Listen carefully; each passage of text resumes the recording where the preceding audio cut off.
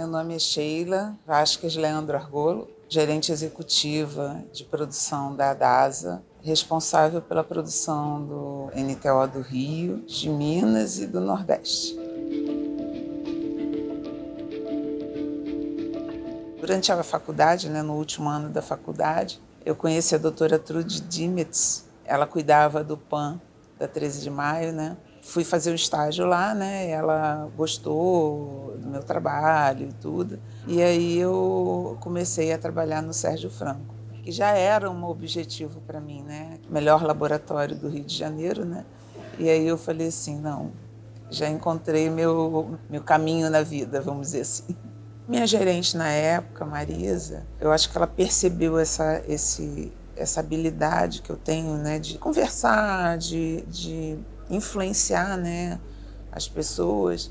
E aí ela me pediu para assumir um cargo de novos projetos. Aí nesses novos projetos eu acabava influenciando em várias áreas, indo para implantar alguma coisa, apoiando numa implantação em outra. E assim, não era uma coisa que eu percebia, tá? Foi percebido e depois eu comecei a perceber que realmente, porque eu converso muito, eu tenho um perfil muito empático. Então acho que isso facilita, Um grande trabalho foi a construção aqui, porque eram várias pessoas, eu tinha que equilibrar as vontades de várias pessoas, Então foi um desafio grande, A Sheila e eu já somos bastante antigos aqui, Então a gente começou a trabalhar junto exatamente no momento em que Sérgio Franco veio para o grupo e a gente teve que organizar toda essa mudança de área técnica, vindo aqui para Caxias. E a Sheila foi fundamental nessa organização, em capitanear essa estrutura toda enorme que a gente tem aqui, selecionar funcionários, ampliar a capacidade de atendimento, porque o nosso núcleo técnico era muito menor, dividido em vários locais, e a gente concentrou tudo aqui. A Sheila foi fundamental para que a gente tivesse essa organização toda aqui. Eu fiquei muito focada com a produção, com a área técnica, junto com os coordenadores, fazendo todo o layout, como que ia ficar. Tem uma engenharia aí, por onde que entra a amostra, qual é o melhor lugar para entrar a amostra. Então, assim, a gente fez todo o trabalho de concepção do fluxo e depois do layout mesmo, Nós abrimos em 2004 o maior e o mais moderno núcleo técnico do Rio.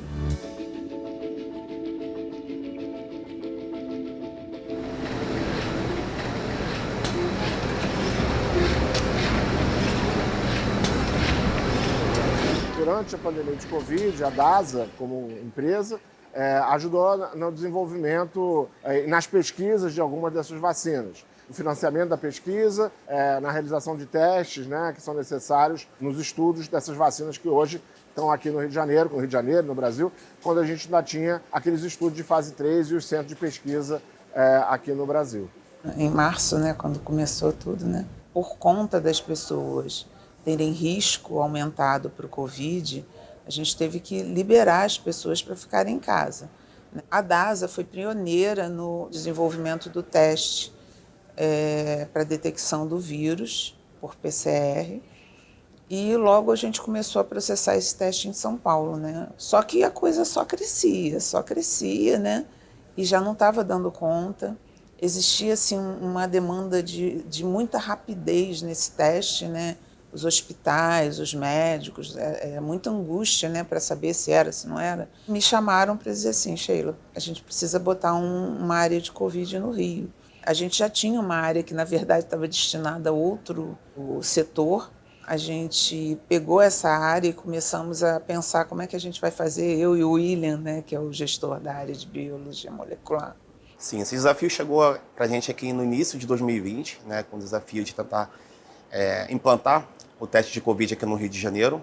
Era um advento que precisava de muita força, de muita contribuição. Então a gente conseguiu, em torno de um mês e pouquinho, estruturar um laboratório para atender a demanda da Covid, que já era uma demanda bem forte fora do Brasil, que a gente trouxe aí todo um cunho, de pessoas, de estrutura física, também de equipamentos, para poder tentar conduzir da melhor maneira possível e dar essa resposta aí a esse desafio de saúde que o mundo passava, Tempo recorde.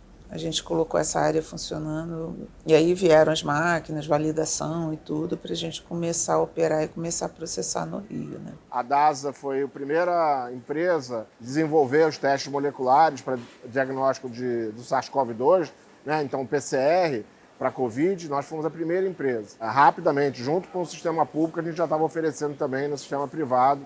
Para isso, a gente montou um comitê de crise que envolvia várias áreas da empresa, que se reunia semanalmente para discutir essas tecnologias que a gente precisava desenvolver, conseguir amostras, né, validar. Tudo isso era feito aqui nos núcleos técnicos, né, para poder implementar isso de forma rápida, né? A rapidez é uma coisa importante, né, que a gente gosta. Agora, no Covid, isso foi assim extremo, né? Porque as pessoas estavam muito angustiadas e muito nervosas e queriam os seus resultados assim mais rápido possível. Era o filho que estava com medo de ter contaminado o pai, ou precisando ter um contato com o pai, com a mãe, queria ter certeza que não estava contaminado. Para o Covid, tinha um apelo muito forte, né? Pela gravidade dos sintomas e tudo. Mas assim, para tudo, a gente tem esse foco. Porque do outro lado de um tubo, de um material que chega aqui, tem uma família esperando, né? É um pai que está doente, é uma mãe, é um filho, alguém que está ali sofrendo e toda uma família que está em torno ali também aguardando, às vezes, um diagnóstico. Que às vezes vai fazer uma diferença de um tratamento, de um relaxamento num tratamento, né? Deixar de fazer um tratamento. A gente teve muita empatia, né? com as pessoas. Assim, uma coisa que foi muito grande foi a escassez, né? A gente tinha escassez de equipamentos, escassez de kits, de material. Teve uma falta de plástico mundial, então a gente ficava assim, às vezes sem ponteiras, né? Um serviço, um trabalho da logística grande nos abastecer, né? Um ponto que aconteceu em vários momentos, né? A gente contrata gente e vai subindo, e foi subindo, e foi subindo. E teve os momentos de pico, quando entrava uma nova variante, que às vezes dava um salto, assim, que fugia até o que a gente tinha, o que a gente conseguia fazer, né?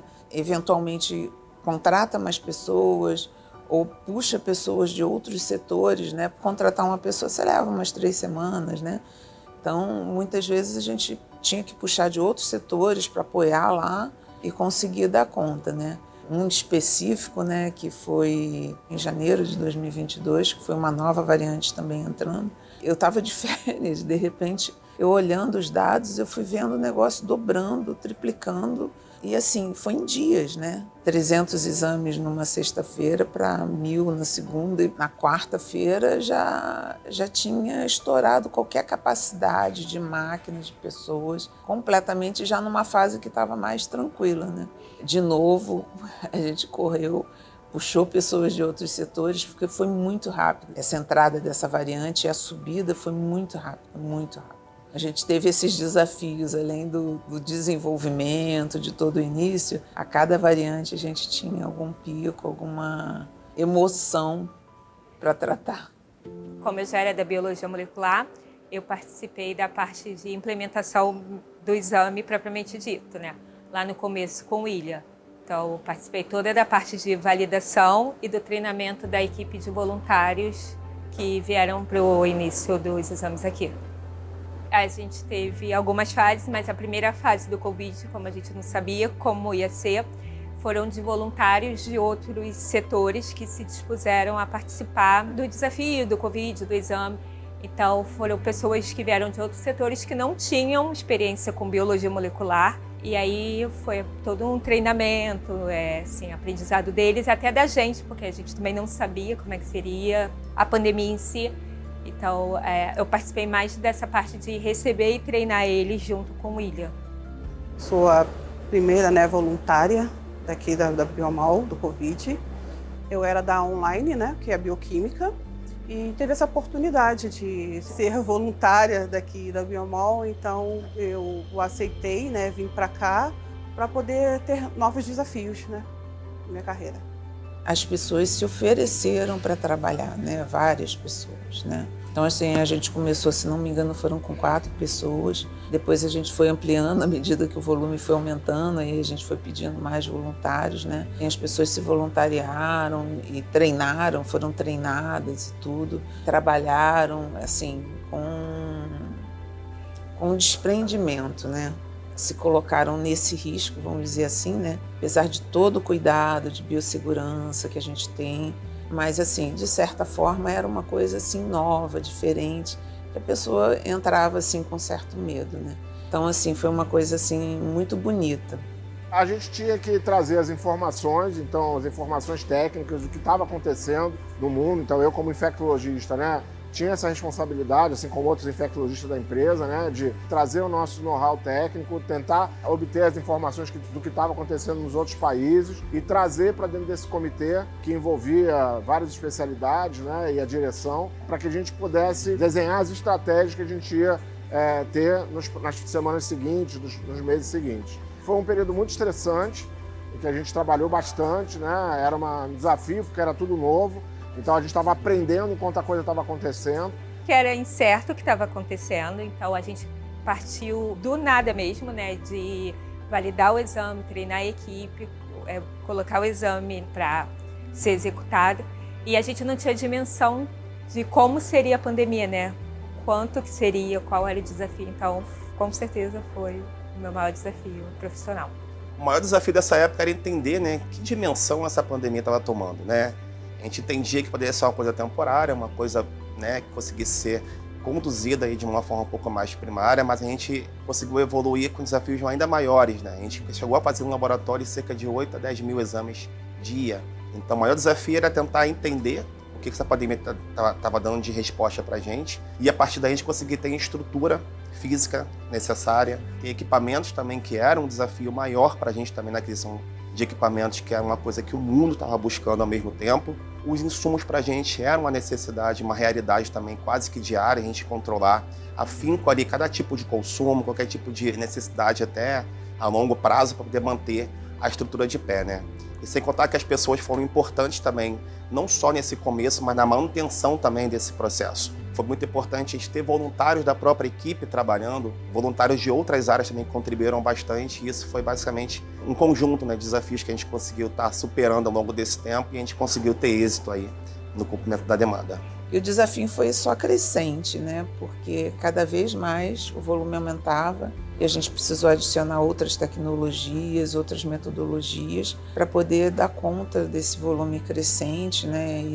E atender, né, necessidade da sociedade. Ao mesmo tempo que a gente tinha que cuidar das pessoas que estavam aqui dentro, né? Que eu acho que isso daí também foi um ponto assim importante. Todos os colaboradores que vinham trabalhar, né, que não estavam no grupo de risco, vamos dizer assim, estavam assim assustados, né, com certo receio, né, que era tudo muito novo, né. Depois a gente começou a entender um pouquinho o mecanismo, relaxar um pouquinho, né, mas no início era muita tensão, né, preocupação com as pessoas de casa, que a gente estava saindo. Foi um trabalho duplo, né, cuidar da tecnologia e cuidar das pessoas.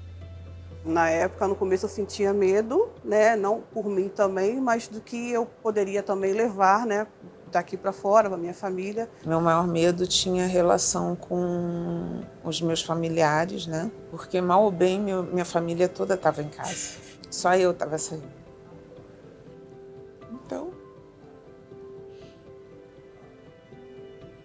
eu ficava bem angustiada, porque eu tenho 2 filhos que têm asma e o meu marido. E a minha preocupação era de, nesse trânsito que eu tinha indo e voltando do laboratório, eu levar alguma coisa para eles, né? E eles ficarem doentes. E na época a asma era um fator de risco importante, né? Isso daí foi a minha maior angústia. Minha outra maior angústia estava relacionada aos colaboradores, né? Eu ficava bastante preocupada de alguém se adoecer. A gente teve esse cuidado aí com eles, cuidado no ambiente, né, de limpeza, né, das maçanetas, corrimão, de tudo, né, para a gente não ter nenhum problema. Graças a Deus, a gente, aqui no NTO, a gente teve uma pessoa internada só. Todos tiveram, os que tiveram uma forma mais leve, então assim foi, graças a Deus foi bem. Trabalhar com a Sheila foi maravilhoso. Eu, pessoalmente, consegui ter uma dinâmica muito boa, né? Ela foi sempre muito responsiva aos desafios e me deu total autonomia de tomar junto, né, com ela as decisões do laboratório. Pessoalmente, para mim, foi um reconhecimento muito grande, porque ela sempre esteve do meu lado nesse momento. Ela conseguiu estar muito inteirada nos processos. Isso, para mim, me deu uma segurança muito maior, até de conseguir tomar e levar algumas decisões junto a ela, né? Então, trato como diferencial, né? Não só a atuação dela, mas de todo o corpo do laboratório, que teve muito bem envolvido. Mas tendo aí esse projeto capitaneado pela Sheila, dado essa confiança para a gente, né? Foi fundamental para que a gente tivesse êxito e sucesso aí nesse desafio. Olha, foi assim, bem proveitoso e de aprendizado. Assim. Como analista envolvida mais diretamente no Covid, eu tive que trabalhar assim, mais próximo delas, então a gente tinha várias reuniões, decisões, e ela sempre escutava, né, o que a produção tinha a falar. E a Sheila é uma pessoa, ela é calma, centrada, então ela passava essa tranquilidade pra gente, às vezes a gente achando até que no momento, principalmente desses picos, assim, como que a gente ia lidar com isso. E ela sempre se manteve pronta a ajudar no que fosse preciso pra gente passar por esses períodos. Então, sempre estava disposta a ajudar, né, a gente nesse desafio. É bem engraçado que todo mundo fala, Sheila, você é tão calma. Tem esse jeito assim mesmo, né? É fruto de muito trabalho, né? Mas assim, eu tenho realmente essa característica de uma situação de emergência, eu consigo acalmar, eu faço o que tiver que fazer, resolvo o que tiver que fazer, aí depois eu caio. Não é nem que eu me force, não. É realmente, é meu, né? Eu me acalmo, faço o que tem que fazer e faço bem, né? E depois, aí eu descarrego. Ser carioca, primeiro, é ser bem-humorado, né? Ter esse astral diferente, né? Mas ser do bem, eu acho que pode se traduzir em pequenas coisas. Pode se traduzir em não jogar o lixo no chão, em ajudar uma pessoa que às vezes está com uma dificuldade de caminhar, de carregar alguma coisa. É ser solidário, é ser empático com o semelhante, né? É realmente a gente se doar e fazer para o outro o que a gente gostaria que fizessem para a gente. Tem os grandes gestos, né, que a gente pode ter de doação nos momentos, né? Mas assim, eu acho que o dia a dia, você sentar, ouvir uma pessoa que está sofrendo, que às vezes está com uma dificuldade, faz a diferença. É isso, para mim é isso, né? É o que eu busco fazer na minha vida.